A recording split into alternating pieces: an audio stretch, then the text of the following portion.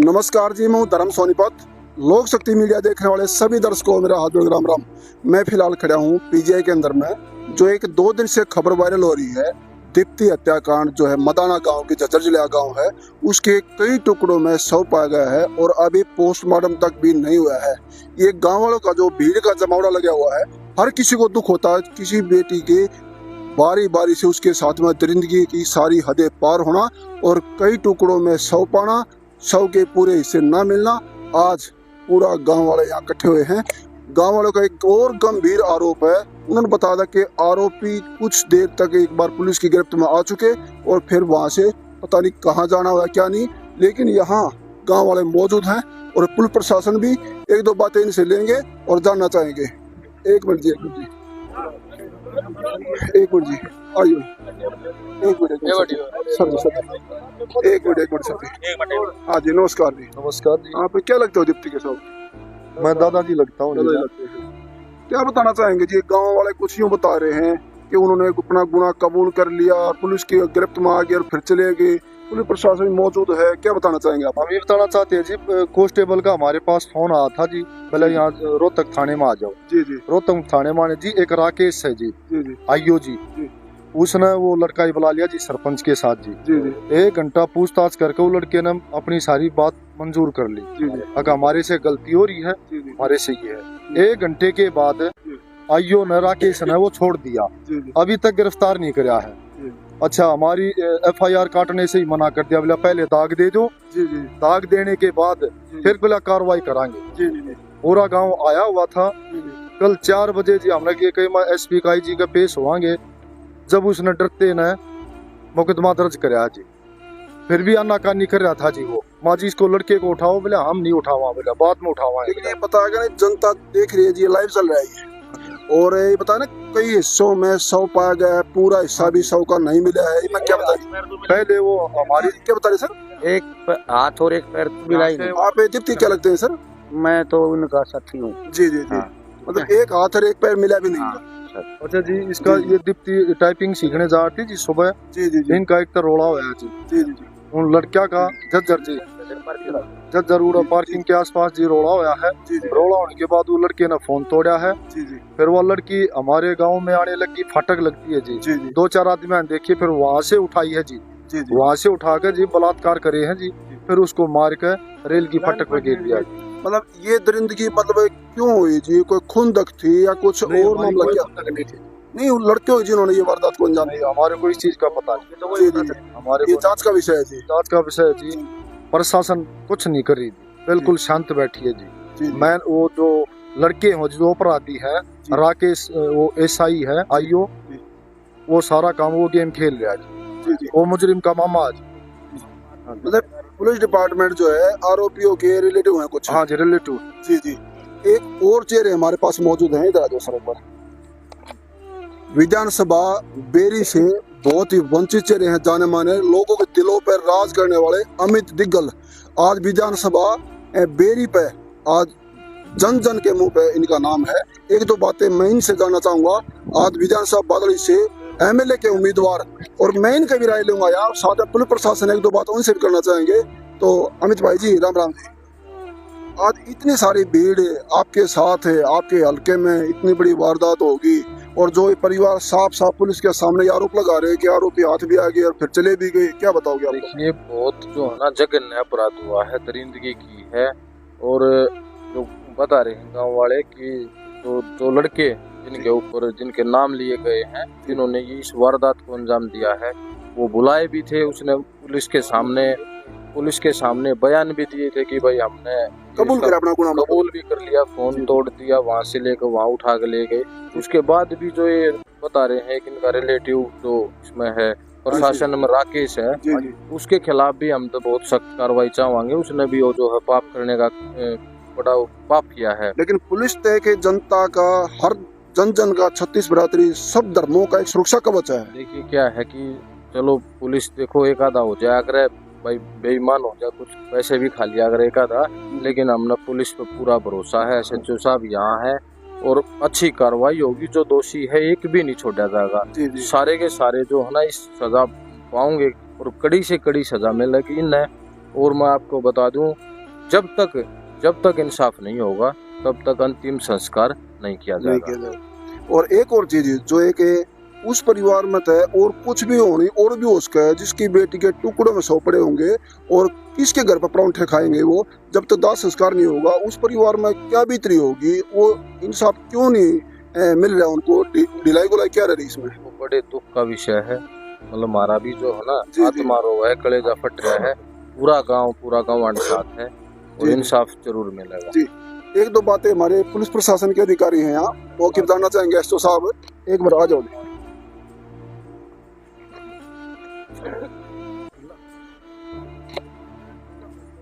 इधर ले आओ।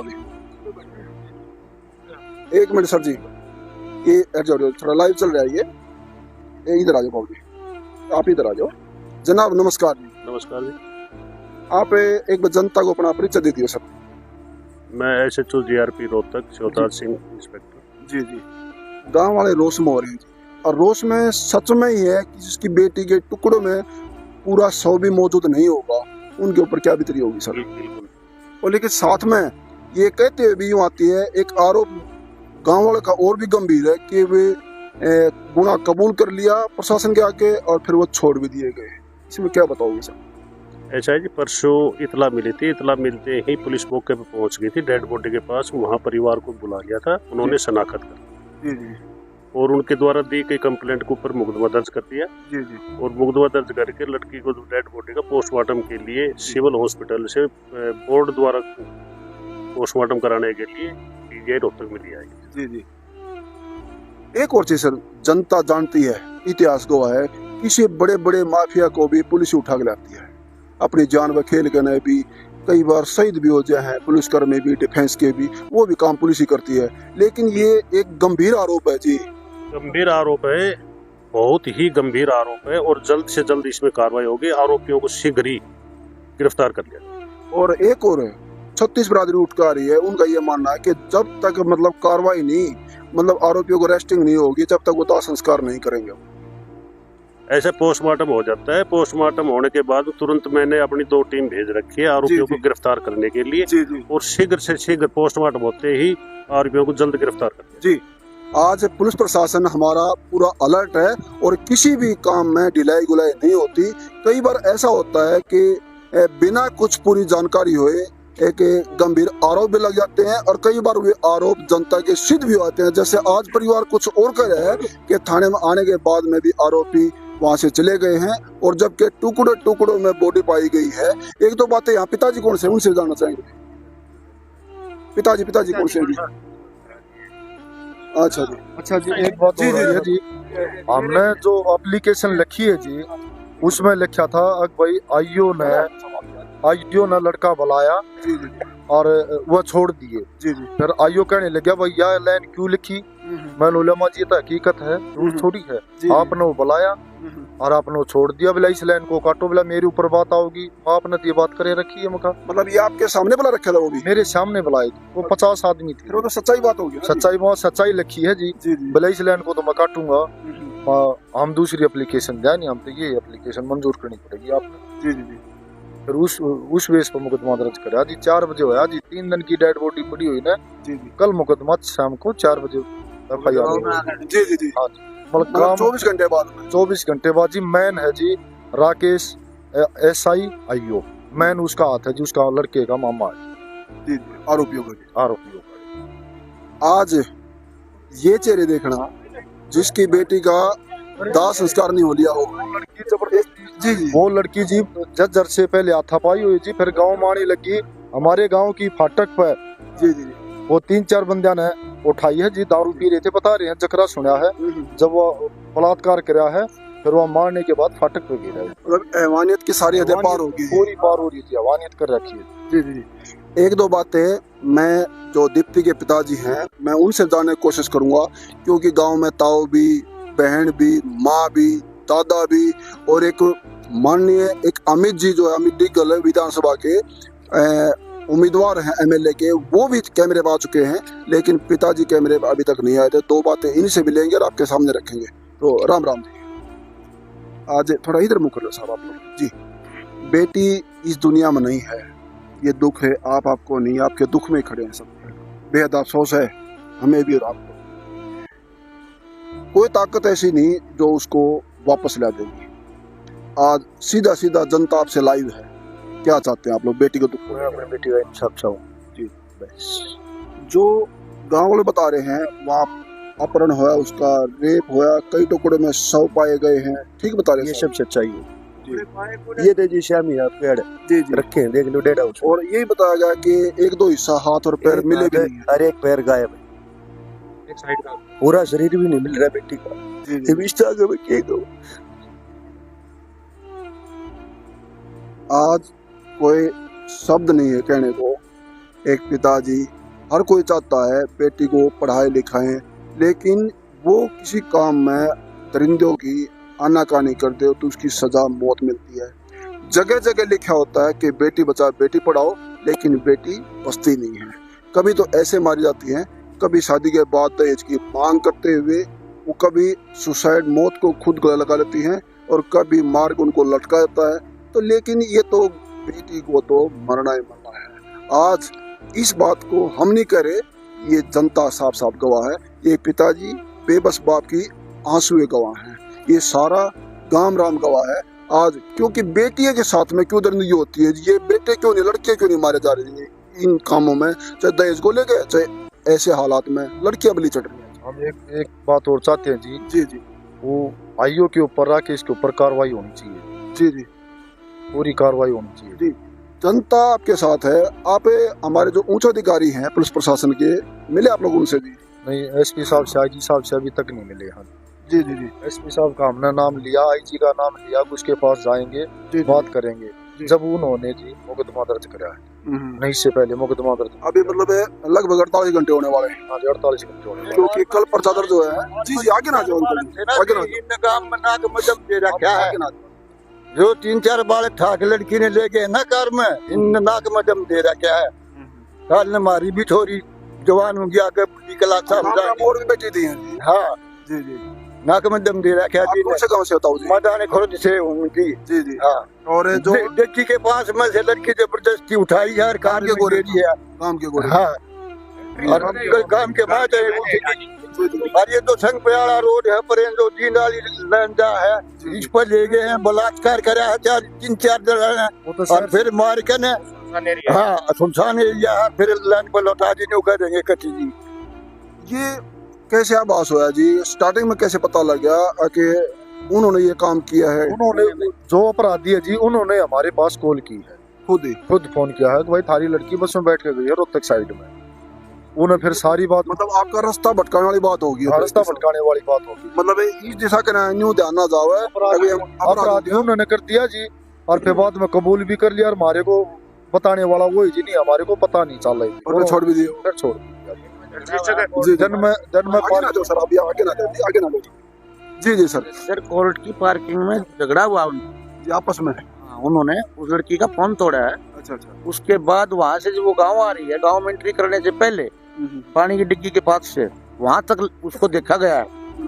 गांव वालों ने वहाँ तक उसको देखा गया, उसके बाद उठाया गया। उसके बाद कोई खबर नहीं। गैर मामूली से उसके बाद तो प्रशासन ने हमें फोन करके बताया था कि यहाँ पे डेड बॉडी पड़ी है। सगन अपराध सिंहपुरा फाटक के जी जी जी। फोन से सिम भी निकाली गई, फोन तोड़ने के बाद सिम निकाली है। बेटी का फोन तोड़ा दीप्ति का। हाँ, सिम निकाल दी, सिम निकाल ली। फिर आप लोगों को मैसेज भी दे दिया, ऊपर से बैठे गई है। और जिस जगह बॉडी मिली वहाँ एक लेडीज थी, कोई बुजुर्ग, उसने देखे कि गाड़ी में 3 बंदे थे। वो उस लेडीज ने टुकड़े टुकड़े हुए हैं जो रेल पर डालने से वहाँ हुए हैं, या ये उनके द्वारा किया? क्या मानना आप लोगों का? वो हमने जो पुष्पा फाटक पर जो हमने डेड बॉडी मिली है, उसका ये हिस्सा एक साइड का गायब था। देखने के लायक भी जी नहीं है। जी जी।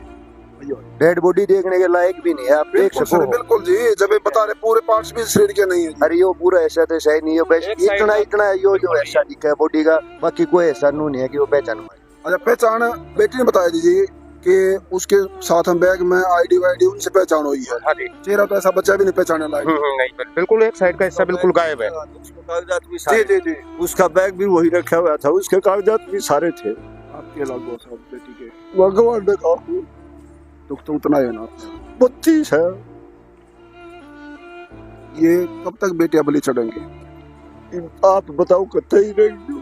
नहीं, हम तो दिखा सके ना, ताकत तो हमारे जो कार्रवाई करने वाले उच्च अधिकारी है कार्रवाई करने वाले तो काले लोग बता दिया कार्रवाई करे ना थे। आज क्या चाहते हैं आप लोग? आज हम जब डेड बॉडी ले जाए जब उन्हें अरेस्ट कर ले, वरना इतना नहीं ले जाए।